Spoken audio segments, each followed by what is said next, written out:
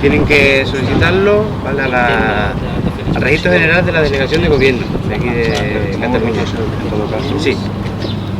¿Van a hacer alguna gestión con sus datos personales o algo? Claro, bueno, nuestro jefe va a informar de que ustedes han estado aquí, para que se sepa que han estado aquí, para que el día que se autoricen a entrar.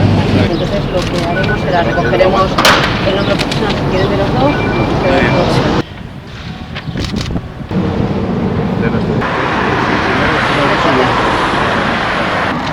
Pues muy bien. Muchas gracias. A ustedes, muchísimas gracias. Venga, gracias. Venga, hasta luego. Gracias. Venga. Hasta luego.